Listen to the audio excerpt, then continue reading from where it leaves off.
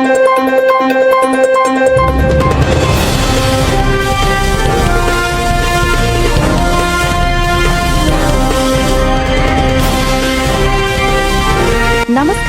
ನೀವು ನೋಡ್ತಾ ಇದ್ದೀರಾ BNK ಎಕ್ಸ್‌ಪ್ರೆಸ್ ನ್ಯೂಸ್.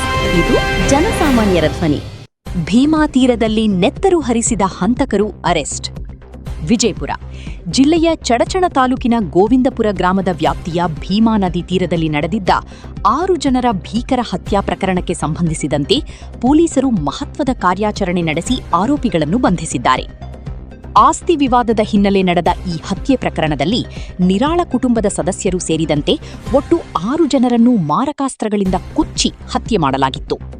ಪ್ರಕರಣವನ್ನು ಗಂಭೀರವಾಗಿ ಪರಿಗಣಿಸಿದ ಜಿಲ್ಲಾ ಪೊಲೀಸರು ವಿಶೇಷ ತಂಡಗಳನ್ನು ರಚಿಸಿ ತನಿಖೆ ನಡೆಸಿದ್ದು, ಈ ಸಂಬಂಧ ಒಟ್ಟು 12 ಆರೋಪಿಗಳನ್ನು ಬಂಧಿಸಿದ್ದಾರೆ. ಬಂಧಿತ ಆರೋಪಿಗಳ ವಿರುದ್ಧ ವಿವಿಧ ಕಲಂಗಳ ಅಡಿಯಲ್ಲಿ ಪ್ರಕರಣ ದಾಖಲಿಸಿಕೊಂಡಿರುವ ಪೊಲೀಸರು ಹೆಚ್ಚಿನ ವಿಚಾರಣೆ ನಡೆಸುತ್ತಿದ್ದಾರೆ.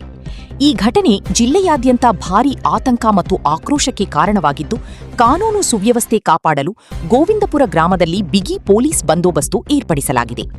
ಪ್ರಕರಣದ ಸಂಪೂರ್ಣ ಸತ್ಯಾಂಶವನ್ನು ಹೊರತೆಗೆದುಕೊಳ್ಳಲು ತನಿಖೆ ಮುಂದುವರಿದಿದೆ ಎಂದು ಪೊಲೀಸ್ ಅಧಿಕಾರಿಗಳು ತಿಳಿಸಿದ್ದಾರೆ. ವರದಿ ಇರ್ಫಾನ್ ಇನಾಮ್ದಾರ.